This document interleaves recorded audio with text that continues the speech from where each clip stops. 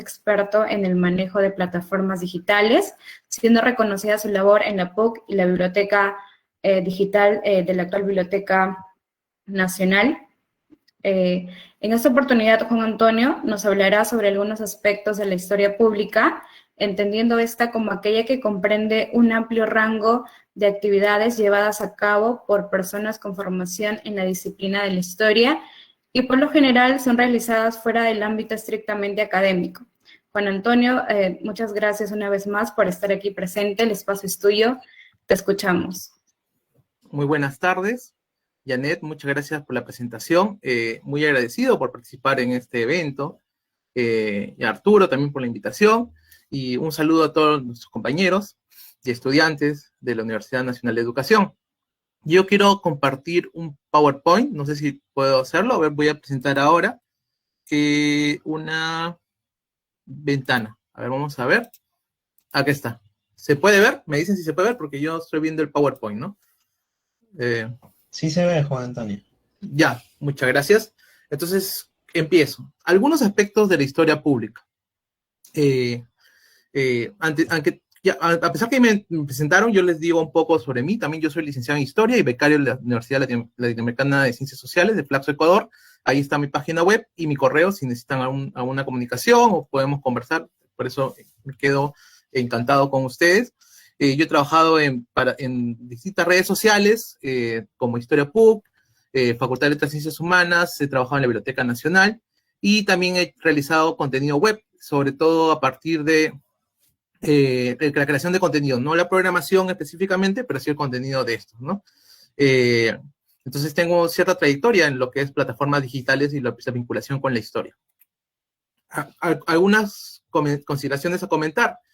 La historia pública indaga y practica distintos usos de la historia fuera de la academia. Entonces es amplio y muchos de los que la practican no se reconocen como historiadores, ni tampoco reconocen lo que hacen como historia pública. Entonces es como un término que se les acuñan, se les ascribe a ellos, ¿no? La historia pública se define en la praxis, con públicos diversos y con interlocutores muy amplios. Ya explicaré un poco más de ello, ¿no? Los que la practican se están inmersos en situaciones de trabajo que no son aquellas que comúnmente imaginamos a un historiador. Acá vemos a Eric Hobsbawm.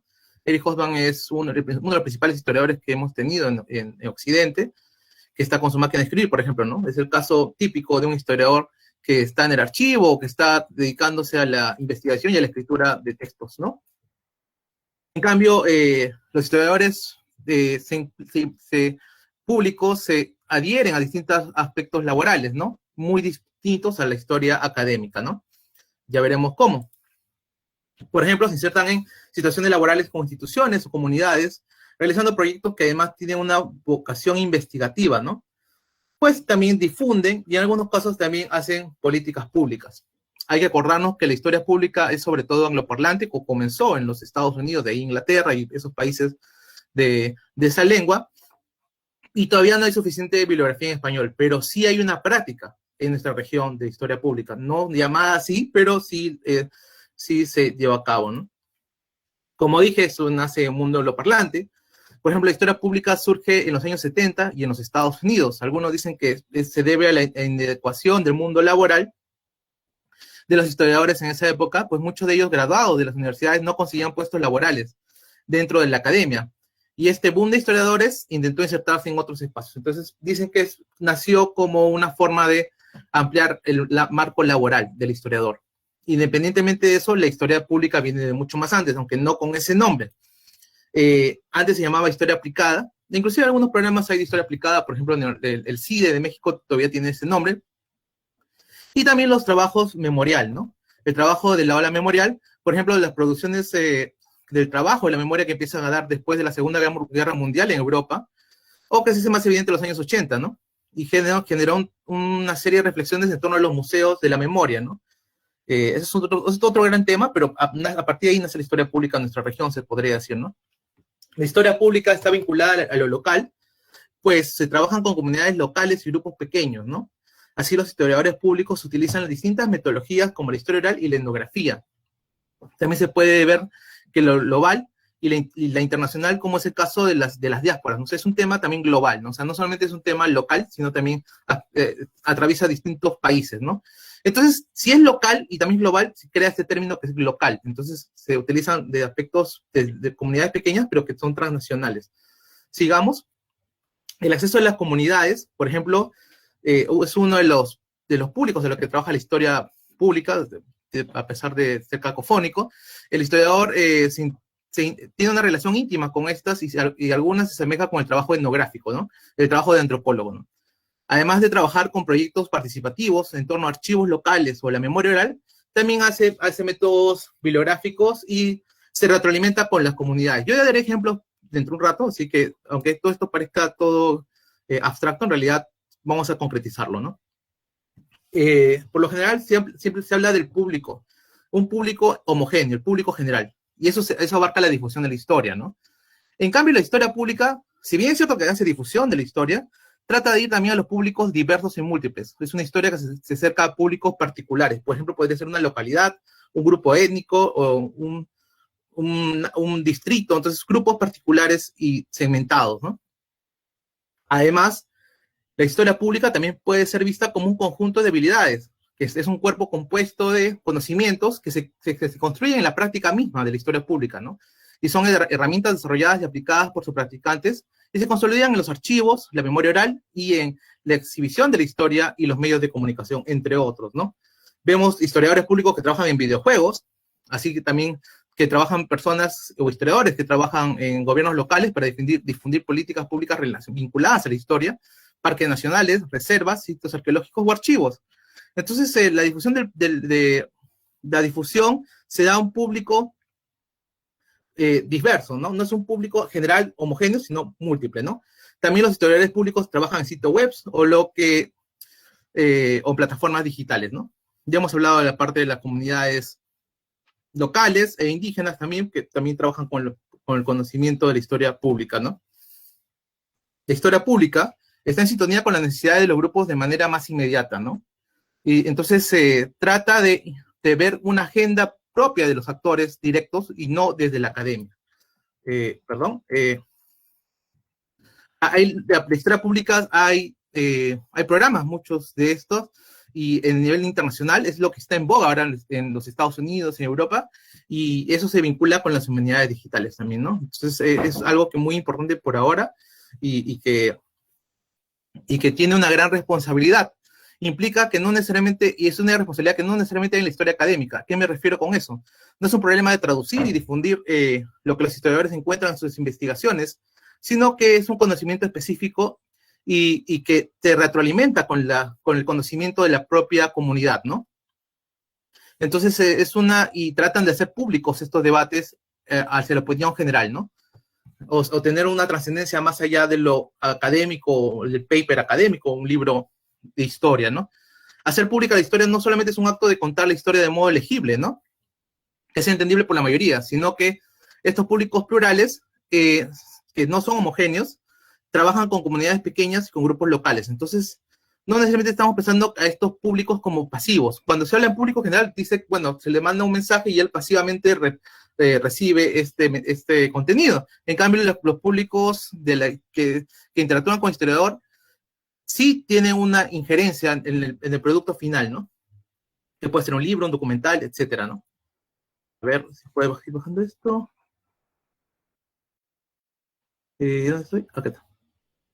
Ahora bien, la forma de hacer historia pública va variando de acuerdo a cada realidad. No es lo mismo hacer historia pública en Gran Bretaña, en los Estados Unidos o Europa, ¿no? Cada país tiene su propia trayectoria histórica. Hay países que están más ligados al tema de memoria, a otros al tema de monumentos, y otros, o al holocausto, como es el caso de Alemania, y en América Latina están vinculados a temas de postdictaduras, ¿no? En el caso de Perú vemos que hay otro aspecto, ¿no? Que es el plano de la época del terrorismo, la violencia política, que también han aparecido producto de historia pública, ¿no? Ejemplos de historia pública. Ahora bien, todo lo que pareciera gaseoso o muy abstracto, lo voy a poner en unos ejemplos que nacieron en la PUC. Yo soy de la Universidad Católica y he trabajado en varios proyectos y también he visto proyectos de otros compañeros y otros colegas que han venido realizando de historia pública. Y, por ejemplo, daré algunos alcances de estos, ¿no? Hay muchos ejemplos de historia pública, son tantos y tantos que nos podemos tener toda la tarde, pero yo quiero ser concreto y conciso para que ustedes tengan claro este mensaje. Tenemos el caso de Historia para Maestros. Historia para Maestros es un proyecto, digamos, que vinculado a Juan Miguel Espinosa, que es un profesor de Historia y Teología, y trata de vincular la historia académica con la historia que enseñan los profesores en las escuelas. Entonces se trata de hacer un nexo entre conocimiento de la universidad, que puede ser muy erudito, digamos, inclusive en muchos casos muy especializado, a que tenga mayor llegada a los escolares, ¿no? Ya les mostraré el video, así que esperen un ratito. La otra es el caso que hemos visto el caso de las comunidades, el caso de Saxamarca. El pueblo de Saxamarca, la comunidad de Saxamarca, quería hacer una historia de su propia región, de su propio lugar. Y por eso acudieron a la Universidad Católica. Y Juan Miguel Espinosa y el grupo de historiadores y antropólogos hicieron este trabajo, ¿no? Ya miraremos el video.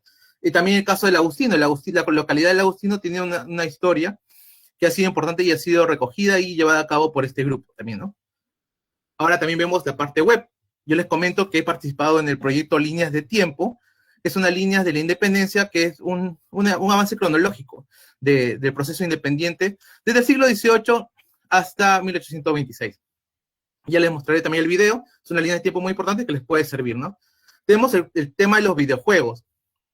El grupo Avatar trabaja videojuegos en la Universidad Católica y la desarrolla de manera didáctica y ha trabajado ya como 3, 4 videojuegos, ¿no? Y también tenemos el podcast Crónicas desde Sótano, que hacen y muestran investigaciones de historiadores. Ahora bien, sigo acá. Voy a pasar algunos videos. ¿Puedo compartir pantalla, por favor? Vamos a ver si puedo compartir audio. No, un ratito. Ahora sí. No puedo compartir VLC, creo. Perdón. ¿Están ahí? Sí, te escuchamos, Juan Antonio. A ver, voy a ver si puedo toda tu pantalla. Vamos a ver así. ¿Ahora se ve toda la pantalla? Sí, está cargando. ¿Está cargando el VLC? Perdón. Ya se ve, ya se ve. Me dice si se escucha, ¿eh?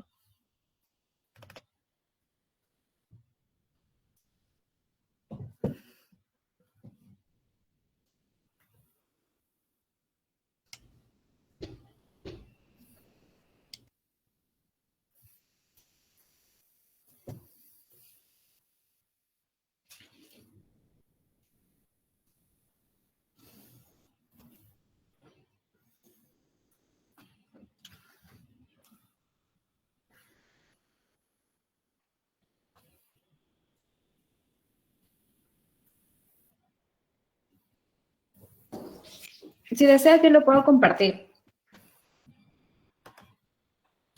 A ver. Si no, entonces, ¿tienes los enlaces, Janet?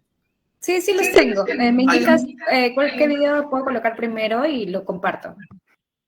Ya, entonces el primero es la página web de Historia para Maestros. Sí.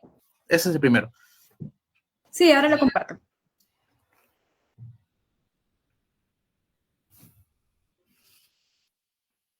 A ver.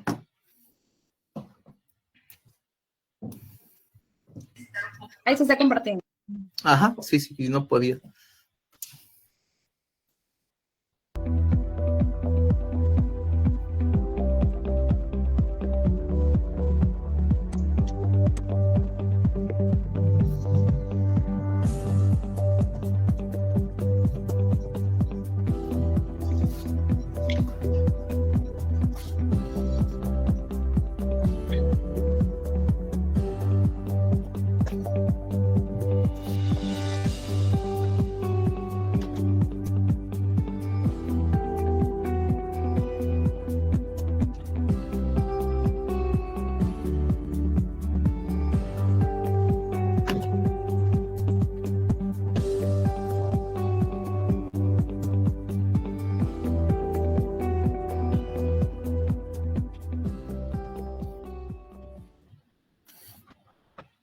Ya, esa es la página de Historia para Maestros, por ejemplo, que es muy importante. Y acá tengo los testimonios de los chicos escolares que participaron en este proyecto también, ¿no?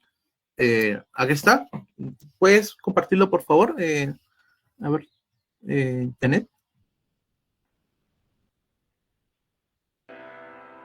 Claro, ese es otro video. Historia para Maestros es un grupo de responsabilidad social de la Facultad de Letras y Ciencias Humanas en la especialidad de Historia, que tiene como objetivo tender lazos entre la escuela y la universidad. Dentro de nuestras varias actividades que realizamos como grupo, tenemos el proyecto de Historia Local, que ya venimos realizándolo desde el 2016. Este proyecto busca que los estudiantes de cuarto y quinta secundaria puedan realizar una investigación acerca de su distrito. Para ello, hemos programado en 6 sesiones, digamos, este proyecto, ¿no? El cual consiste en que estudiantes de la especialidad de Historia y también de Educación sean los asesores de este proyecto de los chicos, ¿no? Yo estoy a cargo del grupo de voluntarios que apoyó al salón de cuarto año de secundaria en el Colegio Cristiano Betel del Callao. El grupo que asesoré particularmente se interesó por el tema de la Plaza Grau. El grupo buscaba saber la información sobre la relevancia que tenía esta plaza para su distrito, pero también como lugar turístico. Es decir, buscaban ver, entre otros aspectos, los cambios y continuidades de esta localidad. Para poder responder a estas preguntas, los integrantes de este grupo primero realizaron una investigación bibliográfica en la Biblioteca del Callao y lo complementaron con una investigación en Internet. Sin embargo, las alumnas se dieron cuenta de que necesitaban recurrir a fuentes orales para poder complementar la información que esta primera revisión no les podía proporcionar. Para esto les ayudamos a lo largo de las asesorías que hemos estado yendo al colegio, sobre todo en la elaboración tanto de encuestas como propiamente de entrevistas. Mi tema fue desarrollo urbanístico en Breña, y lo que nos pudo dejar a mí y a mi grupo fue la capacidad de hacer una investigación y ordenar las diversas fuentes de las que recolectamos información, como las encuestas, las entrevistas y trabajos de otras personas. Una de las competencias importantes que se tienen dentro de la historia es que el alumno debe construir interpretaciones históricas de manera crítica y para ello requiere interpretar diversas fuentes. En tal sentido, con el proyecto de Historia Local, los chicos han elaborado encuestas, han realizado entrevistas, han utilizado fuentes escritas, fuentes orales, han sistematizado la información, han interpretado la información y nos han mostrado un producto. En realidad, el trabajo que se ha realizado junto con los estudiantes del Grupo de Historia para Maestros ha sido muy relevante y muy importante para afianzar las competencias y las capacidades de historia.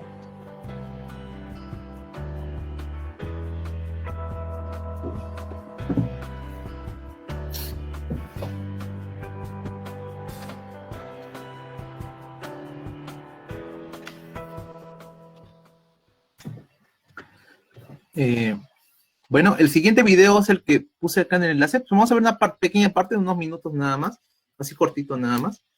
¿Puedes verlo, Janet? El último, que lo puse en el chat.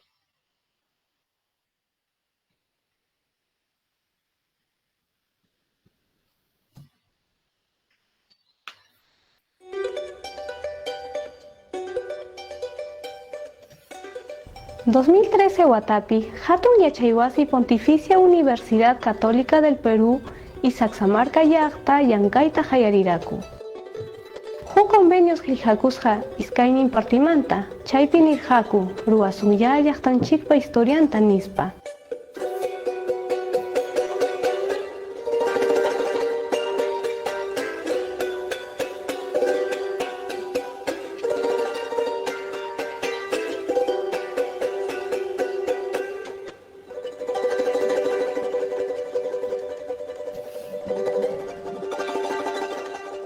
Yo nací en Saxamarca. Claro, nací en Las Punas, ¿no?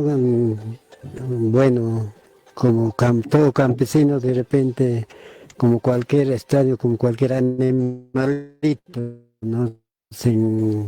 Tal vez delante de sus padres, nada más, no había médico, no había nada, ¿no? Y era la vida así antes. Nacido en 1940, Ajá.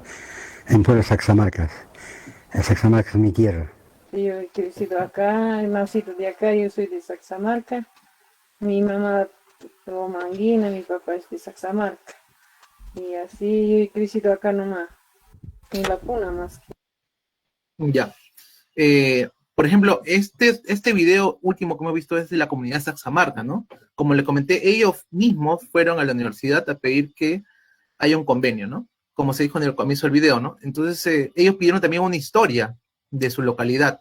Pero, ¿qué pedían ellos con su historia, no? Una de sus, digamos, demandas era que la historia del pueblo de Saxamarca no esté vinculada solamente a la historia del terrorismo, la violencia política. Hay que acordar que el pueblo de Saxamarca fue uno de los que luchó con Sendero Luminoso, luchó contra Sendero Luminoso, ¿no? Y fue uno de los principales aliados contra la lucha antisubversiva. Entonces, querían que no solamente se viera ese aspecto del pueblo, sino que se viera mucho más allá. Entonces, Juan Miguel Espinosa y su grupo de Historia para Maestros hicieron que la historia de Saxamarca sea desde la época prehispánica hasta la actualidad, y vieron el largo plazo, en un largo tiempo, digamos, todo lo que tenía alrededor de Saxamarca, no solamente ese aspecto circunstancial de la violencia política o terrorismo de aquel entonces, ¿no? Entonces es el caso de historia pública más vinculada a las comunidades. Como historiador trabaja directamente con las comunidades, y también, además, esta historia pública está vinculada a la retroalimentación, porque este producto documental, y además el libro que salió a partir de ahí, fue dialogado y fue puesto en diálogo con la comunidad misma. Ellos dieron sus percepciones, sus opiniones sobre el libro, ¿no? Y algunas cosas que les parecían correctas y otras que, digamos, había matices que querían que ellos cambiar, ¿no? Ahora bien, yo les quiero mostrar unas páginas web. Voy a presentar ahora pestaña. Vamos a ver, acá está. Les presento esta página web que se llama Líneas de Tiempo de la Independencia del Perú. Ahora sí, ¿se está viendo? Ahora sí.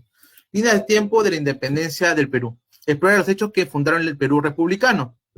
Esta página web recorre la historia del Perú, descubre la historia de la independencia y aprende con las líneas de tiempo, ¿no? Hay 12 líneas de tiempo por ahora, y estas hacen un proceso, digamos, de la independencia. Miraremos algunas, ¿no? Por ejemplo, acá en el siglo XVIII comenzamos con la Revolución Francesa de los ideales independientes. Damos clic acá, la Revolución Francesa, y se ve acá una descripción de la línea de este proceso, que es la influencia de la Revolución Francesa. Y vemos acá los hechos y personajes y cada acción en cada momento, ¿no? En febrero de 1791 se da la Declaración de los Derechos del Hombre y Ciudadano y llega al Perú, ¿no?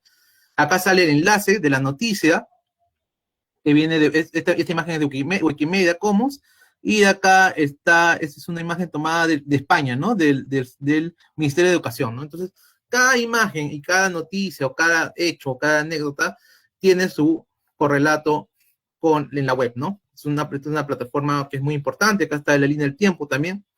Y lo bueno de acá es que tiene referencias, ¿no? La bibliografía que nos hace comprender este proceso y contexto, ¿no?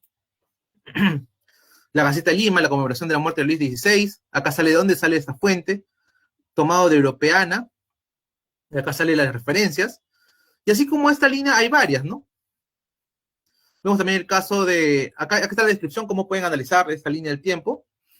Y hay una bibliografía general muy buena que podemos ver acá, ¿no? Yo participé en este proyecto, soy colaborador aquí, y está en actualización, y iremos hasta 1826. Entonces es un material didáctico muy rico que pueden aprovechar para difundir, ¿no? Esta bibliografía muy amplia. Y finalmente quiero mostrarles otra pestaña. Perdón, ahí está. Otra pestaña que es del grupo Avatar. El grupo Avatar es un grupo de la universidad que hace videojuegos históricos, ¿no?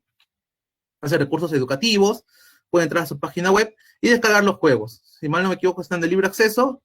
Videojuegos educativos, aquí está. Videojuegos PUC, ahí está, La lucha por la independencia, 1821. La rebelión del Huánuco, 1814. Y el proyecto Oráculo Matemático. Acá están las imágenes del videojuego, lo pueden descargar, aquí está gratuito, y pueden poner en práctica, digamos, en la enseñanza de los videojuegos a nivel escolar o personas que están vinculadas a estos productos audiovisuales, ¿no? Sin más, esta fue mi presentación y espero sus preguntas, comentarios. Igual yo estoy dispuesto a responderlos en cuanto sean posibles, ¿no? Muchas gracias, Juan Antonio. Prosiguiendo, vamos a realizar las preguntas. La primera pregunta es realizada por Luis Aarón Valle. ¿Cómo se manifiesta la historia pública en nuestro país y en las regiones? Y también pregunta, ¿hay un interés por parte del Estado por incentivar esos proyectos? Claro que sí. La historia pública en nuestro país se manifiesta de múltiples maneras. Yo he visto que se puede abordar de muchos aspectos, ¿no? Por ejemplo, en cuanto al Estado, vemos que el proyecto Bicentenario ha ido realizando concursos de curatoría digital, o sea, realizar páginas web o museografía digitales. Y, por ejemplo, también hemos visto el caso de el Estado que ahora ha hecho un concurso de historia. Entonces, hay cada vez más posibilidades, ¿no?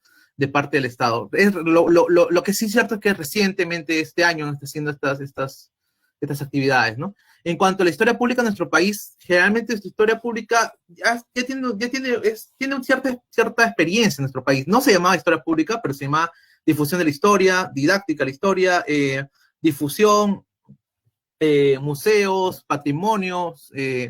Entonces, es muy amplio, ¿no? Entonces, vemos que, por ejemplo, historia pública podría ser el programa Sucedió en el Perú, solamente que a partir de un público más amplio y general, porque es un público que se ve a partir de la televisión, ¿no? No es un público dirigido o segmentado, sino es un público para toda la señal abierta, ¿no? Entonces, eso es un programa de historia, que sería historia pública desde el Estado, y es uno de los programas, digamos, pioneros también en la región, ¿no? En la región latinoamericana, ¿no? Ya en las regiones, bueno, digamos, al interior del país, hay distintos proyectos también, ¿no? De realizar digamos, historias de localidades, como vimos el caso de Saxamarca, por ejemplo, y así como eso hay muchos más, ¿no? Y espero que puedan potencializarse o mejorar, ¿no? Muchas gracias. Hay una pregunta más por parte de Luis Aarón Valle, que menciona, a tu percepción, ¿cómo se podría incentivar que los docentes de historia de los colegios se involucren mejor en el desarrollo de la historia pública? Bueno, hay un proyecto bien bonito de historia para maestros que es historia local. Cómo los estudiantes pueden practicar, digamos, la historia pública es haciendo la historia de su distrito, la historia de su barrio, y cómo eso genera identidad a ellos mismos, ¿no? A ellos y a sus familiares, a sus amigos de su localidad, ¿no? Veo que hay una pregunta en los dibujos de Guamán Pomas de ¿qué importancia tiene el procedimiento planteado? Bueno, los dibujos de Guamán Poma han sido, digamos, elaborados en el siglo XVI, eso es sabido, ¿no? Pero ahora, en el siglo XX, en el siglo XXI, ha habido dibujantes, ha habido, digamos, historiadores, o también ha habido otros artistas que han digamos, tratado de replicar estos dibujos para temas actuales. Hay el libro de Edilberto Jiménez y el libro de Miguel Tet, que también se ha basado en las imágenes de Guamán Poma para llegar a un público más amplio y ser más lúdica la historia, ¿no? Y también una crítica a ciertos procesos o ciertos personajes políticos. Entonces también Guamán Poma ha sido utilizado de manera lúdica y de manera, digamos, fresca, ¿no? En la historia pública, ¿no? Aunque no le llamen historia pública, ha sido utilizada de esa manera, ¿no? Una pregunta más por parte de Nelson Isidro. Dice, ¿crees que es importante que los docentes dejen más evidencias de sus investigaciones en Internet? ¿Crees que...? Ya. Claro, o sea, lo bueno es que ahora que hay blogs, digamos, un docente puede crear un blog o una página web. Una página web no tiene un costo tan elevado, o sea, creo que son $50, $80 al año, pero es una web y te da un sitio, digamos, con cierta capacidad de almacenaje, y a partir de ahí puedes subir, digamos, distintos elementos, ¿no? Investigaciones, ¿no? Entonces, la investigación local es importante y se debe dar a relucir, entonces hay plataformas que pueden hacer disponible eso, ¿no? Sí, una pregunta más por parte de Andrés Alonso Chávez Gastelú. Dice, ¿cuáles son las características que debe tener la historia pública para ser considerada como tal? Yo creo que para que sea considerada como historia pública es que debe ir más allá de lo académico, ¿no? Más allá del paper escrito en inglés, del paper que lo leen ciertas personas, ciertos pocos historiadores, un grupo muy pequeño. Entonces, si la historia quiere ir en primer lugar a un público amplio, ya se puede decir que es historia pública, y también si quiere ir a grupos específicos, ¿no? Por ejemplo, si quiero hacer una historia con una comunidad, con un distrito, con un grupo, digamos, de personas que tienen ciertos intereses en hacer la historia de su identidad, entonces ahí hay una forma de hacer historia pública, ¿no? Entonces, la cuestión es ir más allá del mundo académico, ¿no? Que está bien, yo también hago historia académica, estoy haciendo artículos, libros, pero hay que ir más allá de ello también, ¿no? Porque no solamente hay que centrarnos en un público muy cerrado y que no va a ir más allá, ¿no? Entonces, por ese lado podría ir mi respuesta. Sí. En cuanto a la elaboración de las plataformas y los diseños, hay una pregunta que dice, ¿no? ¿Cuántas personas tienen que trabajar para poder desarrollar estas plataformas y videos? Claro. Exactamente, por ejemplo, para hacer un video, por ejemplo, yo que hice ese video de historia para nosotros lo hicimos entre 2 personas, yo y una chica de audiovisuales. Entonces, pero sí, de todas maneras se tiene que tener un equipo especializado, ¿no? Por ejemplo, ella tenía las cámaras, los equipos de audio, le hicimos las entrevistas y ella editó los videos, se tiene que tener cierta expertise que se coge en el camino, ¿no? Que se va aprendiendo en el camino, ¿no? Por ejemplo, yo no sabía hacer guiones, he aprendido a hacer guiones para productos audiovisuales, para contenidos web, entonces eso se aprende en el laptop y en relación con otros profesionales de otras carreras, ¿no? Como en este caso que una chica que trabajaba en audiovisuales, ¿no? De otro lado, para desarrollar plataformas digitales, yo les muestro una página web, voy a entrar acá, Sesquicentenario de la BNP. Yo también participé en este proyecto, voy a mostrarles, acá está. Yo con otros historiadores hicimos el contenido, escribimos lo que se decía en esta página del Sesquicentenario de Independencia de Perú, pero los que realizaron el diseño fue una señorita que era diseñadora gráfica, diseñadora web, y que hizo todo el contenido de la web, ¿no? O sea, pero nosotros brindamos las imágenes y las fotos, ¿no? Que vemos fotos de los libros, las imágenes de los personajes, que ella los trabajó con su diseño gráfico, y salió este producto, ¿no? Pero este trabajo es un trabajo conjunto, porque tiene que haber cierto presupuesto, tiene que haber cierto incentivo institucional para hacer este producto, ¿no? Por ejemplo, acá ahí está todo lo referido al proyecto Sesquicentenario. Vemos acá los ganadores de los concursos, que son historiadores connotados ahora, los libros, etcétera, pero se tiene que tener cierto presupuesto, ¿no? Cierta participación institucional. Acá vemos un catálogo y acá hay libros para descargar, son los libros del Sesquicentenario y más de 144 ejemplares. Entonces sí hay que ver ese asunto de presupuestal y de trabajo en equipo, ¿no? Pues un historiador o una persona que le guste mucho la historia tiene que también trabajar con audiovisuales, con diseñadores gráficos, con programadores para hacer una web. Entonces es un trabajo en conjunto, ¿no? Sí, hay una pregunta más que va por parte de Luis Arón. Menciona, ¿no? En nuestro país la historia pública recién está desarrollándose. Y a la par, ¿cuál sería el antecedente en nuestro país?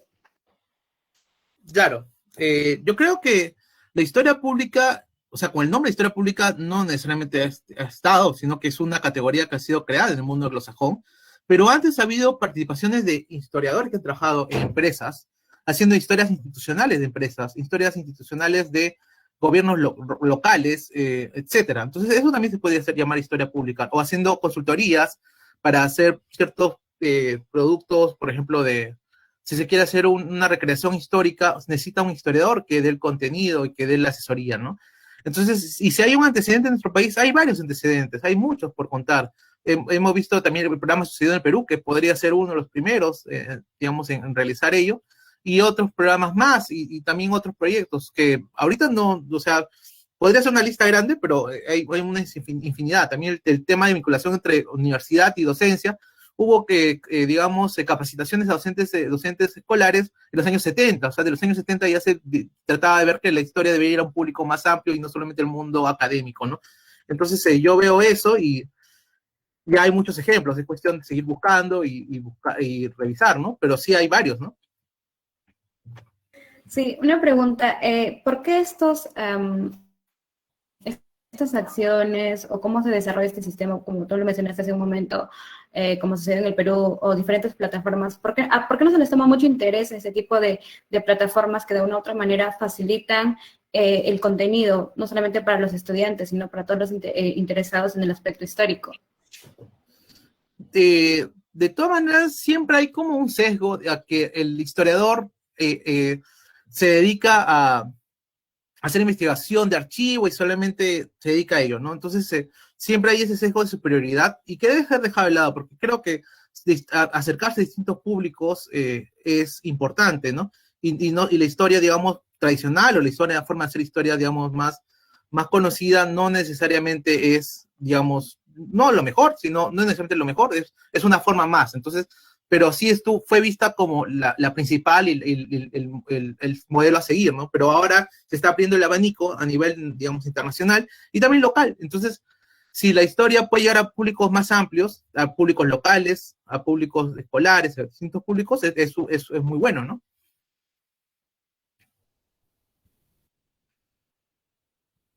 Sí, ¿hay alguna pregunta más que quieran quizás que sea absuelta por este medio? Lo pueden escribir, ya que quedan unos minutos todavía.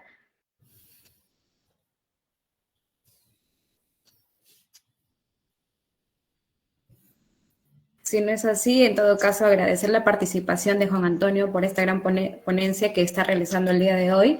Creo que nos ha abierto a muchas interrogantes con respecto a muchos puntos importantes en la historia, ¿no? Y sobre todo en esta mesa.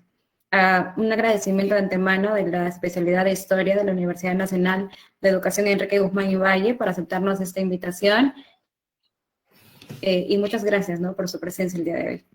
Muchas gracias a ustedes y estoy muy contento de participar acá y espero que nos podamos ver pronto en el futuro, ¿no? Muy, muy pronto. Muchas gracias. Gracias.